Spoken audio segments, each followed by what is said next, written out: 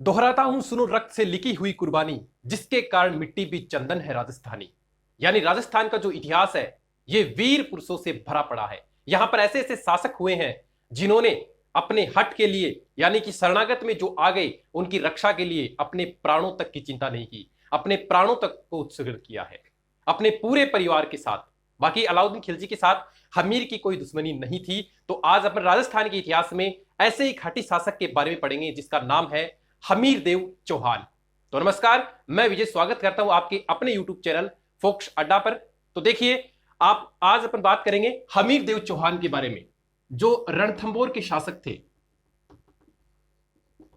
रणथंबोर का हमीर देव चौहान। तो देखिए, हमीर देव चौहान के बारे में अपन सामान्य जानकारी के बारे में पढ़ते हैं इसकी।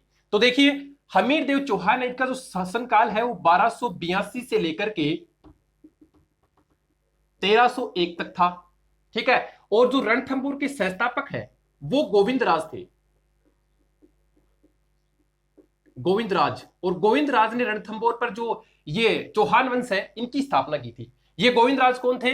ये पृथ्वीराज चौहान के पुत्र थे, जिनको अपन पृथ्वीराज तृतीय भी बोलते हैं। पृथ्वीराज चौहान के ये पुत्र थे। ठीक है। यहां पर ये पृथ्वीराज चौहान के एक भाई भी थे जिनका नाम था हरिराज।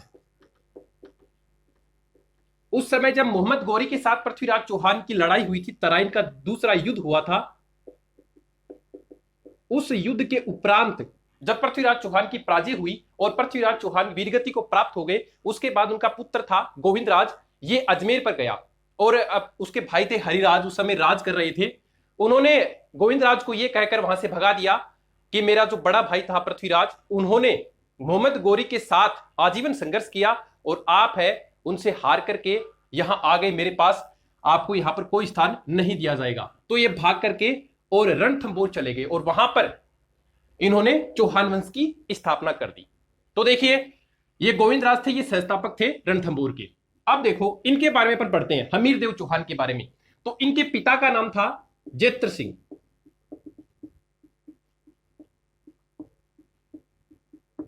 और ये जेत्र सिंह के तीसरे पुत्र थे। सबसे छोटे थे, तीसरे पुत्र थे। और इनकी जो माता का नाम था वो था हीरा दे। सभी पुत्रों में योग्य होने के कारण, सर्वश्रेष्ठ होने के कारण इनके पिता ने अपने जीवन काल में ही 1282 के अंदर इनका राज्यारोहण कर दिया। 1282 में इनका राज्यारोहण हो गया। यानी पिता के जीवित रहते ही पिता ने सोचा कि अपन जीवित रहते ही इनका राज सिंहासन कर देते हैं। तो पिता के जीवित रहते ही 1282 में इनका राज्यारोहण हो गया था। ठीक है। उसके बाद में देखिए 1288 तक इन्होंने दिग्विजय की नीति अपनाई। इस दिग्विजय की नीति में इन्होंने आसपास के जो क्षेत्र थे उनको जीता और मेवाड़ के समर सिंह को हराकर के इन्होंने संपूर्ण राजपूताने में, राजस्थान में अपनी धाक है वो जमा ली थी। क्योंकि उस समय समर सिंह है ये सब शक्तिशाली शासक हुआ करते थे और इनको हराकर इन्होंने संपूर्ण राजपूता में अपनी धाक जमा ली थी। उसके बाद में इन्होंने दिग्विजय की नीति के बाद 1288 के बाद ये कोटि जन्य यज्ञ होते हैं, इसमें ही व्यस्त रहे। कोटि यज्ञ, इन्होंने कोटि यज्ञ किए जिसके कारण से इनकी प्रतिष्ठा में 4 चांद लग गए, इनकी प्रतिष्ठा में वृद्धि हुई। अब देखिए, इनकी बढ़ती हुई शक्ति के कारण दिल्ली का एक शासक था उस समय जिसका नाम था जलालुद्दीन खिलजी।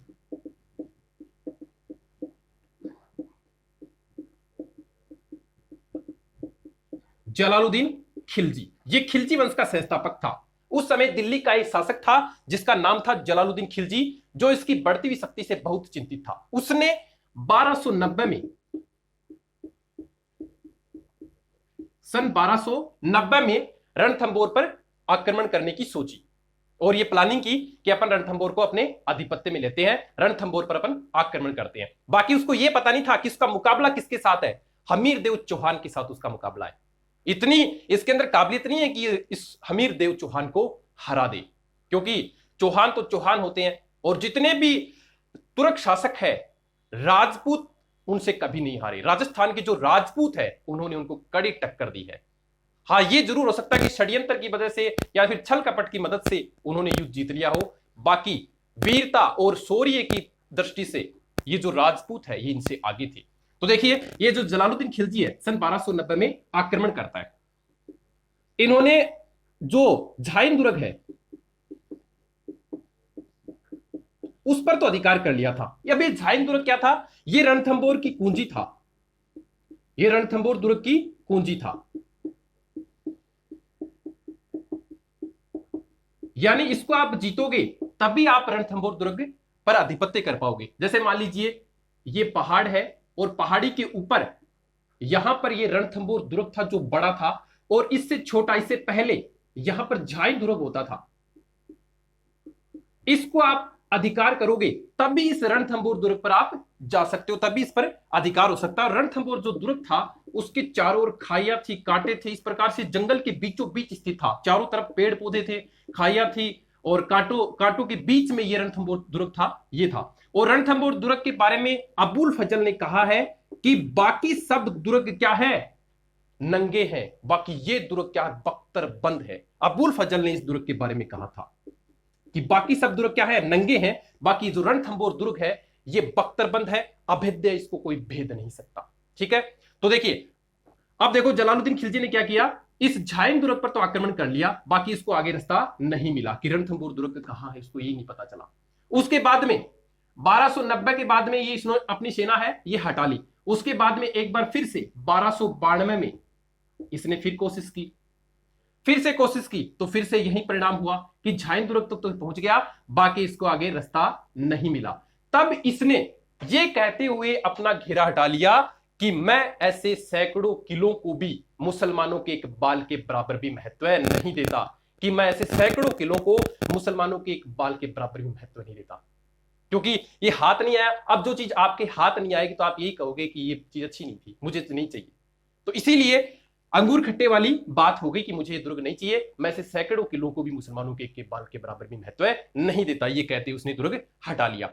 इस अभियान का जो वर्णन है ये मिफ्ता उल फुतह, एक पुस्तक है अमीर खुसरो की, उसके अंदर इस अभियान का वर्णन किया गया है। अमीर खुसरो ने लिखी थी पुस्तक।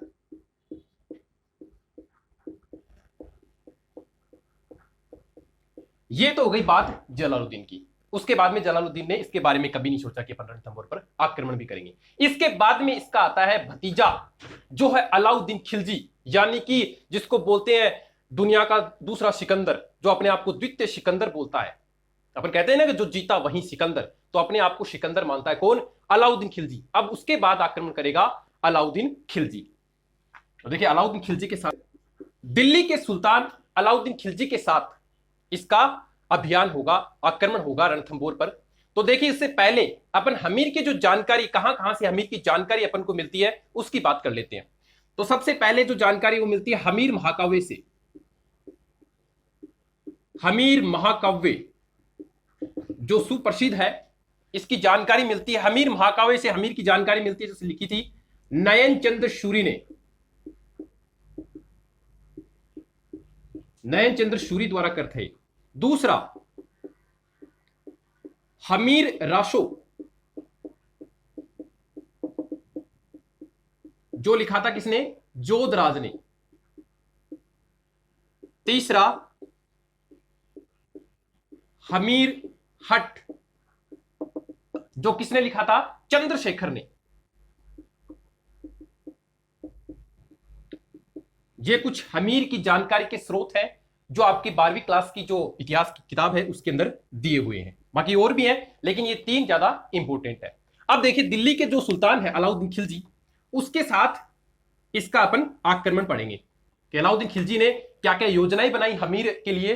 तो सबसे पहले बात कर लेते हैं कि इसने आक्रमण क्यों किया। अलाउद्दीन खिलजी ने जो रणथंबोर है इस पर आक्रमण क्यों किया, उसके 3-4 कारण है। पहला, रणथंबोर जो दुर्ग है ये एक अभेद्य दुर्ग था, इसको कोई भेद नहीं सकता था। ठीक है, तो रणथंबोर दुर्ग अभेद्य दुर्ग था।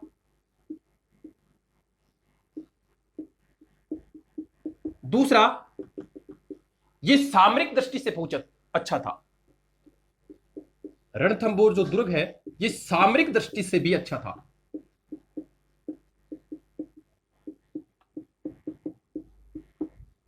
ठीक है। तीसरा कारण, रणथंबोर है ये दिल्ली के निकट था, तो इस कारण से अलाउद्दीन खिलजी ये नहीं चाहता था कि उसकी नाक के नीचे जो चौहान है उनकी शक्ति फले फूले। तो तीसरा रणथंबोर जो है ये दिल्ली के निकट था।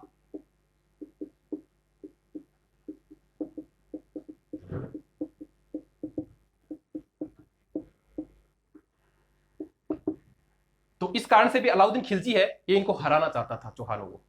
उसके बाद में चौथा, इसके दो मोहम्मद शाह और कहरबू,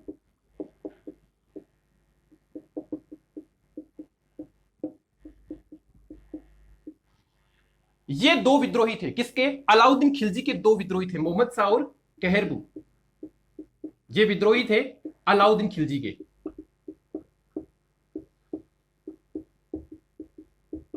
इनको हमीर ने क्या दी थी? शरण दी थी। मोहम्मद शाह और कहरबू को विद्रोही जो किसके थे? अलाउद्दीन खिलजी के विद्रोही थे। और किसको किसने शरण दी थी? हमीर देव चौहान ने इनको शरण देती थी। इस कारण से भी ये अलाउद्दीन खिलजी हमीर से नाराज था। अब देखिए क्या होता है। अब देखो पहले इनकी स्टोरी बताता हूं। मोहम्मद शाह और कहरबू ये विद्रोही क्यों बने? 1299 के अंत में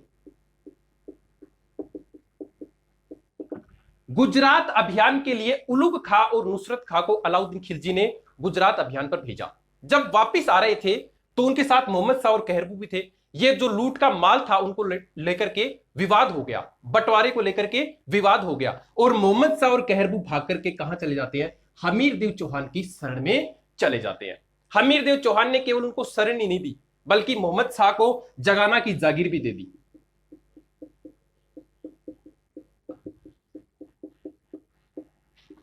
बोला आप तो मस्ती से रहो यहां पर। बोला आप अलाउद्दीन खिलजी को नहीं जानते? बोला मैं देख लूंगा। आप लोग मेरी शरण में हो और एक राजपूत, एक सच्चे राजपूत का ये धर्म होता है कि शरण में आए हुए की रक्षा करना। तो आप यहां पर रहो, जगाना की जागीर उनको दे दी। अब अलाउद्दीन खिलजी ने संदेशा भिजवाया हमीर को कि मेरे साथ आपके साथ कोई जाति दुश्मनी नहीं है, आप मेरे जो विद्रोही है मोहम्मद शाह और कहरबू उनको छोड़ दीजिए, मैं आपको कोई नुकसान नहीं पहुंचाऊंगा। लेकिन हमीर ने कहा कि शरण में आए हुए की रक्षा करना मेरा परम धर्म बनता है, मैं इनको नहीं छोड़ूंगा। बोला देख लेना, परिणाम बहुत बुरा होगा। बोल देखा जाएगा, जो होगा वो देखा जाएगा। उन्होंने संघर्ष का रास्ता चुना हमीर देव चौहान ने इन दो मोहम्मद शाह और कहरबू के लिए। एक चंद्रशेखर एक दूसरी घटना और बताता है, जो बताता है मोहम्मद शाह को एक मराठा बेगम थी अलाउद्दीन खिलजी की। मराठा बेगम थी जिनका नाम था चिमना। इनके साथ मोहम्मद शाह का प्रेम था और मोहम्मद शाह और चिमना ने मिलकर के और अलाउद्दीन खिलजी को खत्म करने के लिए षड्यंत्र रचा। वक्त रहते अलाउद्दीन खिलजी को उस षड्यंत्र के बारे में जानकारी हो गई और उन्होंने बोला आप तो मेरे नाक के नीचे और ये चीज कर रहे हो। वक्त रहते अलाउद्दीन खिलजी को ये चीज का पता चल गया और मोहम्मद शाह को उसने वहां से भगा दिया। तो इस बात से भी अलाउद्दीन खिलजी इससे नाराज था कि मोहम्मद शाह को मैं जहां भी मिल गया मारूंगा, जिंदा नहीं छोड़ूंगा, क्योंकि उन्होंने मेरी मराठा बेगम है चिमना के साथ ये किया है। इस कारण से भी ये नाराज था। तो अब देखिए आक्रमण होगा।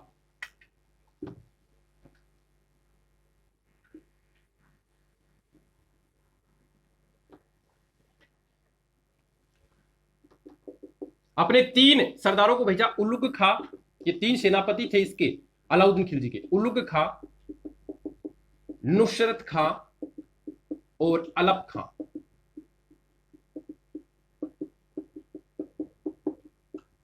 पहले 3 फेमस सेनापतियों को भेजता है अलाउद्दीन खिलजी, कहां पर? रणथंबोर पर आक्रमण करने के लिए। अब देखो रणथंबोर पर की जो झाइन दुर्ग है वही बात इनके साथ भी हुई कि झाइन दुर्ग को तो ये आक्रमण कर लेते हैं,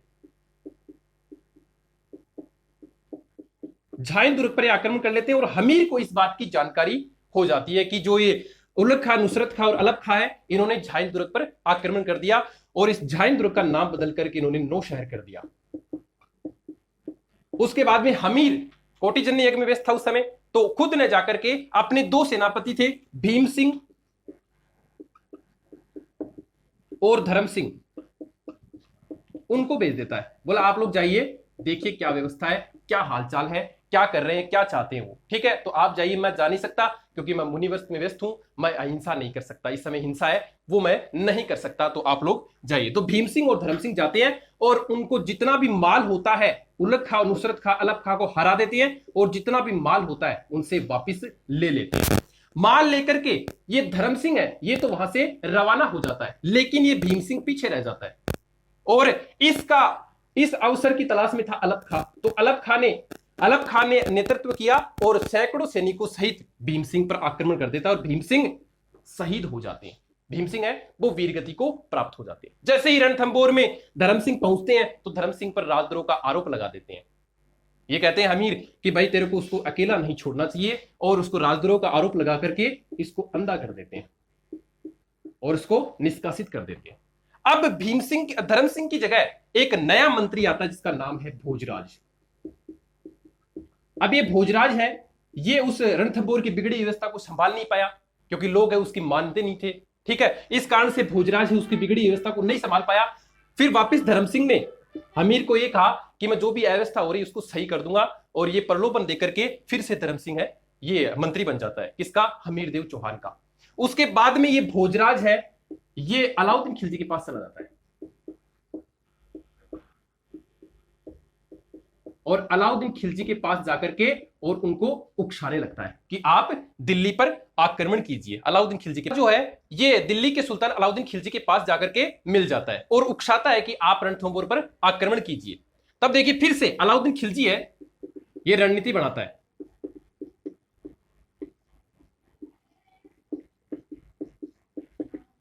और अपने दो सेनापति उलग खा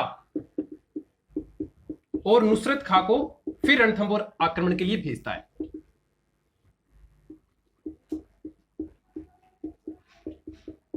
इस बार जो रणथंभौर का पहरा था ये बहुत ही प्रबल था और इनसे नहीं टूटता है, लेकिन दुर्ग के अंदर जो पत्थर वर्षा यंत्र होते हैं, मगरबी पत्थर वर्षा यंत्र थे जिनसे पत्थरों की वर्षा की जाती थी, मगरबी और अरादा,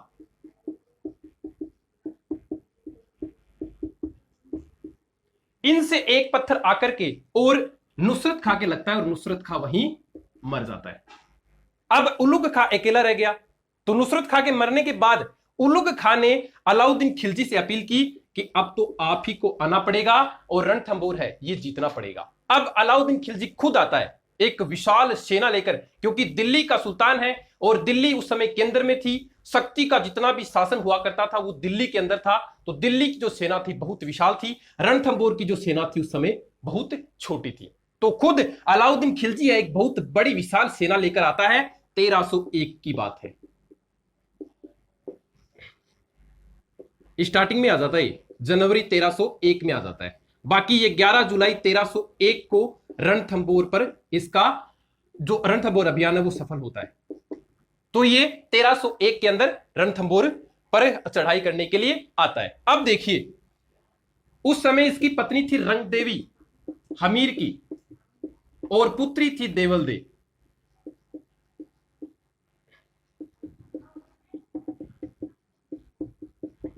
ये हमीर की पुत्री थी देवल दे और ये पत्नी थी रंग देवी।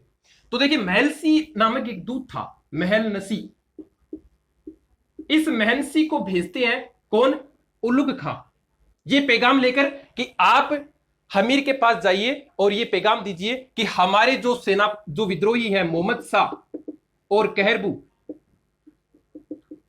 उनको आप छोड़ दीजिए, हमारी आपके साथ कोई दुश्मनी नहीं है, आप सिर्फ हमारे जो विद्रोही सेनापति है मोहम्मद शाह और कहरबू को छोड़ दीजिए और आपकी जो पुत्री है देवल दे उसके साथ अलाउद्दीन खिलजी की शादी कर दीजिए। देवल दे तो इस प्रस्ताव को मंजूर कर लेती है कि मुझे अगर रणथंभौर की सुरक्षा करनी है तो मैं अपनी जो शादी है ये अलाउद्दीन खिलजी के साथ कर लेती हूं। लेकिन ये जो हमीर है ये नहीं मानते, बोल नहीं पुत्री, मैंने संघर्ष का रास्ता चुना है तो मैं पीछे नहीं हटूंगा, चाहे मेरी जान ही क्यों न चली जाए। तो देवल दे ये कह देती है कि मैं अलाउद्दीन खिलजी के साथ शादी करने को तैयार हूं, लेकिन हमीर है ये संघर्ष का रास्ता चुनते हैं। अब देखो महल में बैठ करके हमीर और रंग देवी जो है ये चर्चा कर रहे हैं कि आगे किस प्रकार से अपन को आक्रमण करना है, क्योंकि अलाउद्दीन खिलजी है उसकी बहुत बड़ी सेना है उसका अपन सामना किस प्रकार से करेंगे। तो हमीर उनसे कहता है, किससे, रंग देवी से, कि मुझे और किसी बात की परवाह नहीं है, लेकिन जो मेरी पुत्री है देवल दे, जो उस समय 16 वर्ष की थी, इसकी चिंता है। बोला इसकी जो चिंता है ये मुझे खाई जा रही है, बाकी मैं मरने से नहीं डरता, क्योंकि राजपूत जो क्षत्रिय योद्धा होते हैं वो एक बार केसरिया बाना धारण कर लेते हैं, उसके बाद में या तो वो युद्ध जीतते हैं या फिर वो वीरगति को प्राप्त होते हैं। लेकिन मुझे इस पुत्री की चिंता है। ये छुप करके उनकी बातें सुन लेती है कि मेरे कारण से मेरे मम्मी और पापा है वो नाराज है, मेरे माता और जो पिता है ये नाराज है, और मैं ये नहीं देख सकती। तो इसने रात्रि के समय एक पद्मना तालाब था, उस पद्मना तालाब में रणथंबोर की अपनी उस वीर भूमि को प्रणाम करती है और कहती है कि हे वीर भूमि, हे रणथंबोर की वीर भूमि, मेरा देवल दे का आखिरी प्रणाम है, वो स्वीकार करो। और ये स्वीकार, उसने ये प्रणाम दे करके और इस पद्मना तालाब में इसने कूद कर इसने आत्महत्या कर ली थी। कुछ इतिहासकार कहते हैं कि जल जोहर हुआ था, बाकी ऐसा नहीं है। जोहर तो अग्नि जोहर ही होता है, जल जोहर नहीं होता है। पुत्री थी देवल दे, इसने पद्मना तालाब में कूद करके आत्महत्या की थी, तो इसने जल जोहर किया था, इसका मान सकते हैं। बाकी रंग देवी ने अग्नि जोहर ही किया था, क्योंकि जोहर जो होता है वो अग्नि का ही होता है, जल का तो जोहर होता ही नहीं है। तो देवल दे है, इसने पद्मना तालाब में कूद करके अपनी जान दी थी। उसके बाद में अलाउद्दीन खिलजी काफी वर्षों तक रणथंबोर के चारों तरफ डेरा डाले रहता है, उसको रास्ता नहीं मिलता। तो उसने क्या करता है अलाउद्दीन खिलजी, हमीर के 2 सेनापति थे जिनका नाम था रणमल और रतिपाल, उनको अपनी ओर मिला लेता है। रणमल और रतिपाल,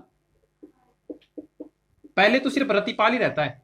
बोले यार क्या तुम इसकी कब तक चाकरी करोगे, कब तक इसके सेनापति बने रहोगे, मैं तुमको राजा बनाता हूं, रणथंबोर का राजा, मैं रणथंबोर जीत करके और वहां का राजा तुम्हें बना दूंगा। ये रतिपाल को प्रलोभन देता है। अब रतिपाल से कहता है कि तुम्हारे से अकेले से तो पार पड़ेगी नहीं, तो रणमल को तुम अपनी ओर मिला लो। तो बोले मेरा दोस्त है रणमल, मैं उसको अपनी ओर मिला लेता हूं। तो रणमल और रतिपाल दोनों ने मिलकर के, और वो दोनों क्या करते हैं, झोरा और भोरा, ये 2 गोदाम होते हैं अनाज के, उसमें मरी हुई गाय की हड्डियों का चूरा मिला देते हैं, जिससे जो खाद्य सामग्री होती है ये दूषित हो जाती है। राजपूत योद्धा आपको पता है फिर खा नहीं सकते, क्योंकि गाय है ये राजपूतों का क्या है, एक धर्म का प्रतीक है। तो जोहरा और भोरा में वो क्या कर देते हैं, गाय की हड्डियों का चूरा मिला देते हैं, और जो पानी रहता है उसके अंदर ये गाय का रक्त मिला देते हैं,